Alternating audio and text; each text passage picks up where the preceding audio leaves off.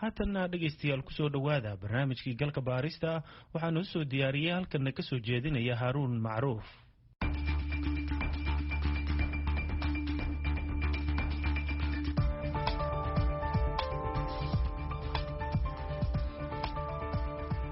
sideed tobankii Oktoobar 2019 goor galab ah ayaa ilaalo ku sugnayd agagaarka hoteelka Maa'ida ee magaalada Muqdisho waxay fureen rasaastaasi waxaa ku dhintay taliyihii ciidamada gorgor ee dowladda Soomaaliya gaashaanle Maxamed Suleymaan Abikar Maxaadey. gaashaanle Maxaadey waxa uu ku soo tababartay dalalka Uganda iyo Turkiga waxaana marka la dilay uu ka yimid gobolka Shabeellada Hoose oo uu ka soo galay howlgallo ka dhan hawrka Al-Shabaab. xeer ilaalinta dowladda Soomaaliya ayaa dacwad ku soo oogtay dadka lagu tuhunsanaa inay dilkaasi ka dambeeyeen kuwaasi oo ahaa ilaalada hoteelka Maa'ida. qareenada u doodayay raggaasi afarta ah ee la soo eedeeyey oo mid ka mid ah uu ka tirsan yahay ciidanka booliiska midna ciidanka xoogga dalka Soomaaliyeed waxay ku doodeen inaysan xeer ilaalintu cadaynin dilkaasi inay geysteen qaadashada hubkana ay sharci u haysteen ujeedadooduna aysan ahayn inay wax dilaan. hase yeeshee maxkamadda militariga Soomaaliya waxay 13 May 2020 dilka taliyaha iyo xubin ka tirsan ilaaladiisa oo la socday ku heshay 4 ka tirsanaa ilaalada hoteelka oo 2 ka mid ah lagu xukumay dil toogasho ah 2 kalena xabsi min 5 sano ah. gudoomiyaha maxkamadda darajada koobaad ee ciidamada militariga Soomaaliya gaashaanle sare Xasan Cali Nuur Shuute markii ay dhageysatay maxkamaddu doodii u dhaxaysay dhinacyada kala ah xeer ilaalinta ciidamada qalabka sida iyo qareenada difaacaya eedeysanayaasha sidaa darteed maxkamadda waxay ku kala xukuntay in 1 dable xooga Xasan Shuute Cusmaan 2 dable booliis Juule Gaabo Ibraahim waxay maxkamaddu ku xukuntay dil toogasho ah oo ah qisaasta marxuum Maxamed Suleymaan Abikar Maxaadey iyo marxuum Ismaaciil Maxamuud Maxamed. sidoo kale Salaad Xayla Macalin iyo Mukhtaar Cabdullaahi Muuse waxay maxkamaddu ku xukuntay min 5 sano oo xabsi ciidan ah. cidii aan ku qanacsaneyn xukunka maxkamadda waxa uu furan racfaan wabillahi tawfiiq. hase yeeshee muddo kooban kadib maxkamadda sare ee ciidamada qalabka sida ayaa raggaasi ka sii daysay xabsiga waxayna arrintani ka timid markii ay cafis ka heleen ehelka marxuumiinta la dilay. Suleymaan Abikar Xuseen waa aabaha Maxamed Suleymaan Abikar taliyihii gorgor ee dilka loo geystay. maadaama maxamed Suleymaan waayay wixii jira cafiye salaamay qabaan aakhiro oo ummada cafiye salaamay qabaan 4 nin baa la cafiyay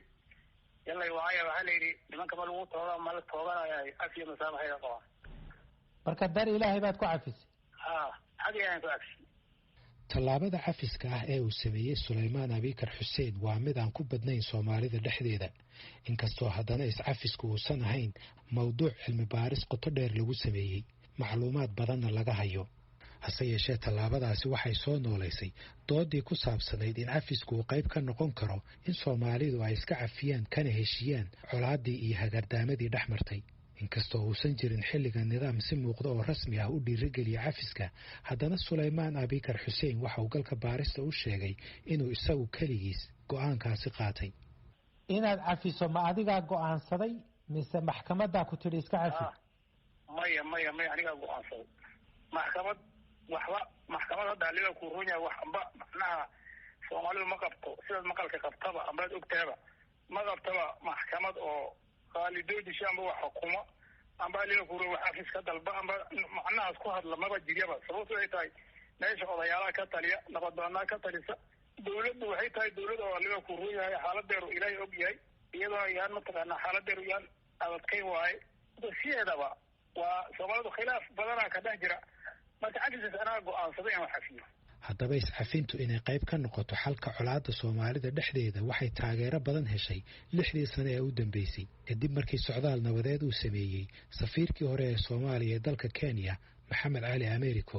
ambasador Americo waxa gabadh uu dhalay ay ku dhimatay rasaas ay rideen dablay soo weerartay gurigooda magaalada Muqdisho bishii November 1992. gabadhiisu waxay xilligaasi ahayd 18 bilood jir. waxa uu galka baarista u sheegay Maxamed Cali Americo in dablayda weerarka soo qaaday ay guriga ku tuhmayeen hanti. waxaase la yaab ku noqotay markii 22 sano kadib uu u yimid nin sheegay inuu ka mid ahaa raggii weerarka ku qaaday guriga. Maxamed Cali Americo ayaa galka baarista uga warramay sheekadii dhex martay ninkaasi. dib u ka dhigay jirwada qabsaday oo yidhi adil ku barya yacafi ani marka waa isku nahay kaasna maxaan ku cafiyaa markaasuu asuu xogaa ilmeynay oo yidhi adil waxaan ka mid ahaa nimankii gurigiinii soo weeraray 92 intaa markuu marayo aniga automatically sheekada ay usoo dhacday wuxuu sheegayay iyo waqtigii iyo waa soo keenay waa soo qabta markaas asagoo hadlaya weli wuxuu leeyahay adeer eraalahow wiilashaa ka mid ahay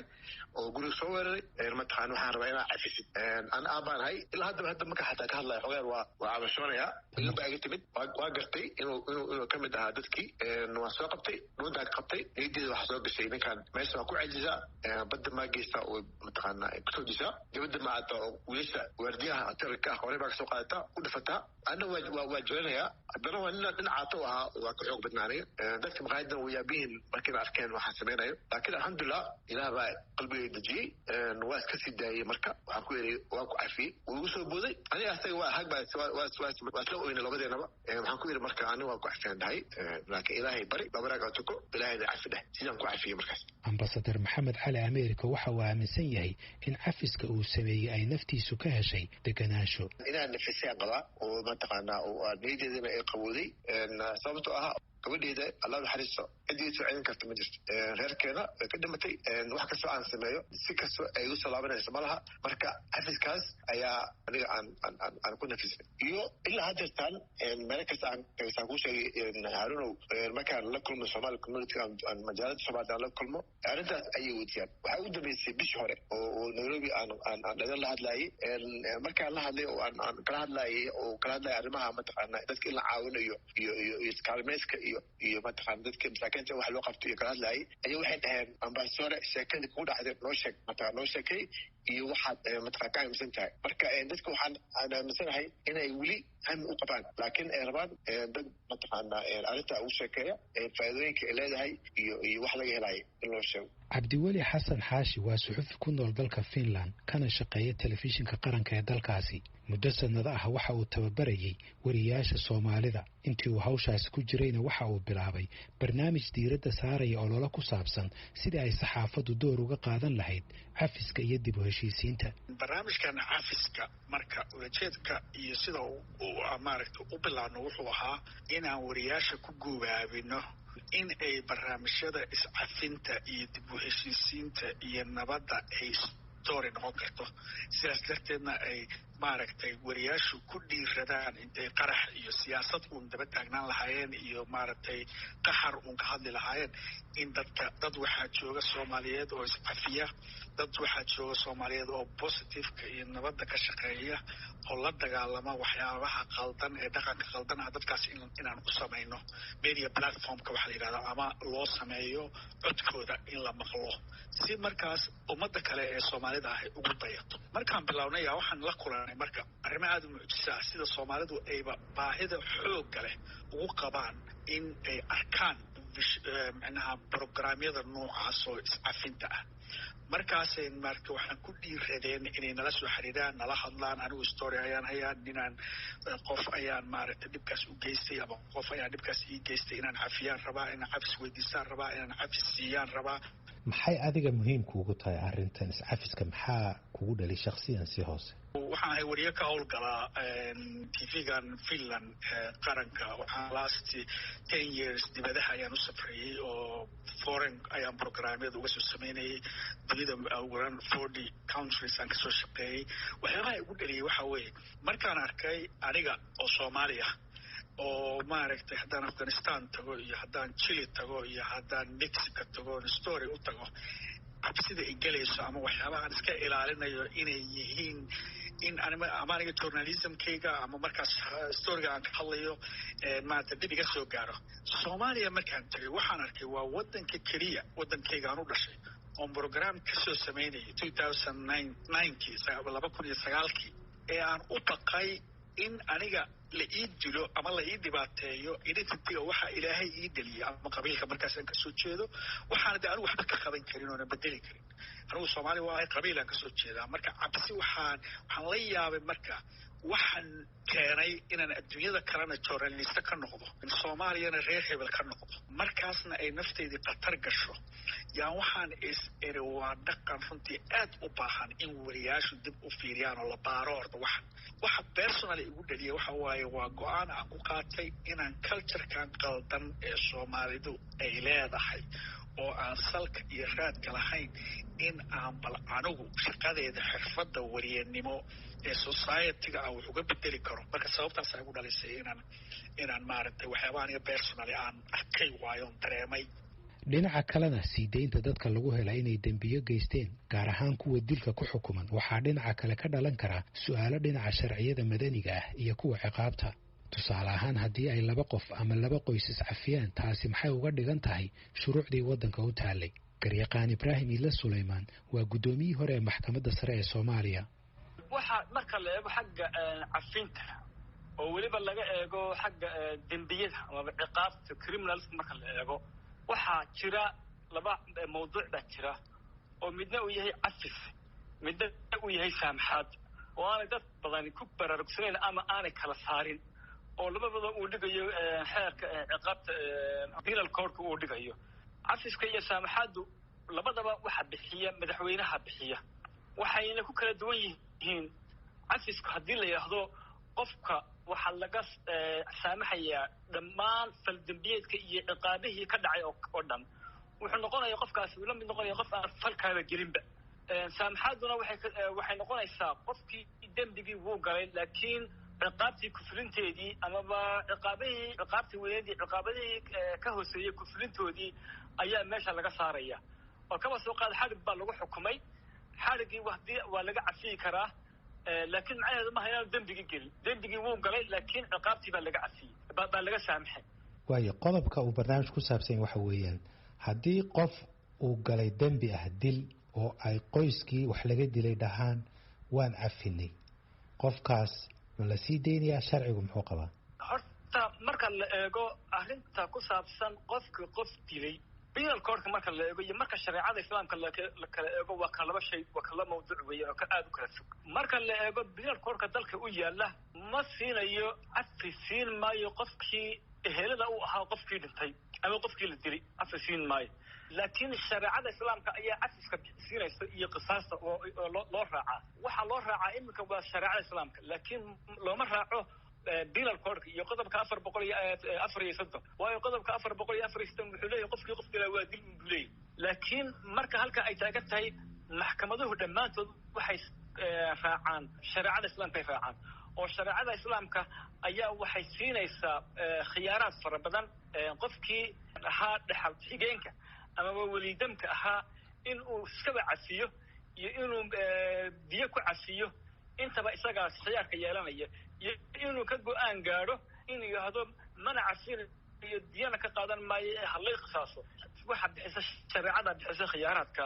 laakiin penal code marka la yiraahdo ama xeerka dambiyada ama xeerka ciqaabta Soomaaliya marka la yiraahdo iyadoo kuma jirto arrintaas kuma jirto oo isagu ma bixinayo wuxuu kaliya bixinaya waa maxay waa in qofkaas uu dil lagu xukumo waxaana actis ama bixin kara markaas madaxweynaha oo kaliya laakiin isagu ma siin marka waa kala laba system oo kala duwan laakiin waxa la isticmaalay imka waa maxay lagu dhaqma waa ka shareecada islaamka. ma jiraan dembiyo qoyska ama qofku uu ka cafin karo qofkii dembiga ka galay isaga ama ehelkiisa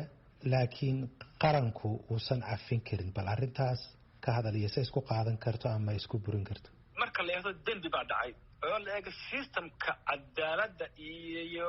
xeerarka ciqaabta ee Soomaalida dembi markuu dhacay wuxuu leeyahay 2 dhiban uu leeyahay. dhibanaha koowaad waxa weeyaan waa qaranka oo dembi ciqaab ah ama fal dambiyad kasta oo dhaca hataa hadduu noqdo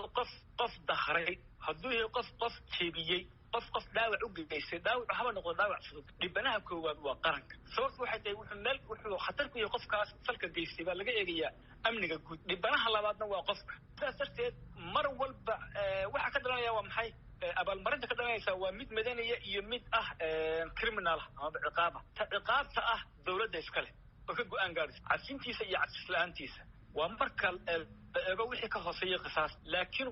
qofku waxa uu ka go-aan gaari karaa waxa weeyaan waa madaniga oo ah magdhowga qofkaas soo gaar uu xaq u yeelanayo marka tiisa wuu cafiyi karaa magdhowgiisa madaniga wuu cafiyi karaa laakiin ta dawladda ee ciqaabta iyo xadhiga ah dawladda ka go-aan gaari karta oo keliya hadday ku cafinayso haddii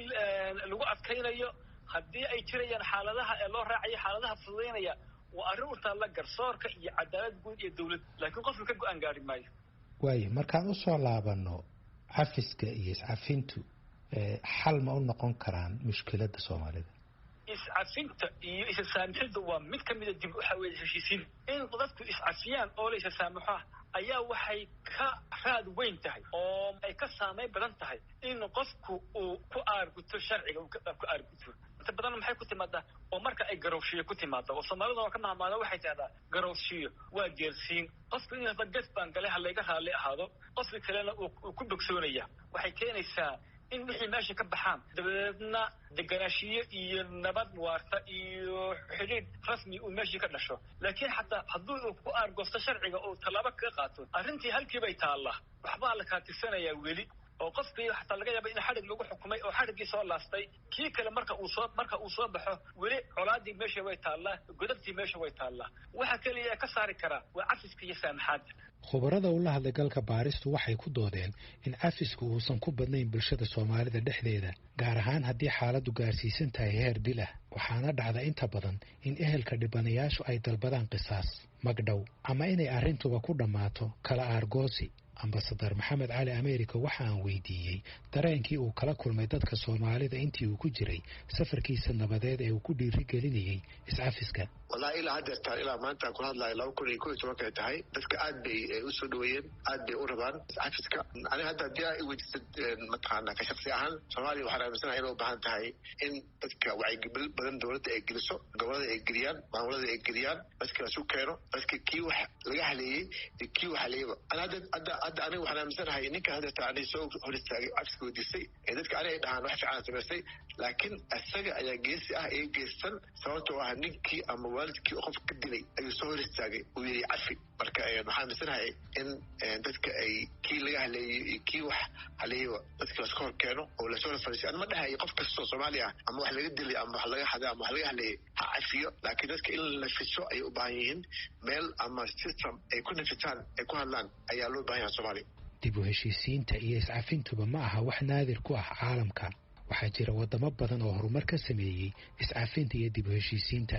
su-aashuse waxay tahay soomaaliya iyo soomaaliduba diyaar ma u yihiin inay jidkaasi qaadaan gaar ahaan xilligan oo iscafintu aysan ka mid ahayn waxyaabaha safka hore ku jira ee ay soomaalidu indhaha ku hayaan barnaamijkii galka baaristuna waa naga intaas inta aynu ku kulmi doono barnaamijkan oo kale waa haaruun macruuf oo idin leh nabadgelyo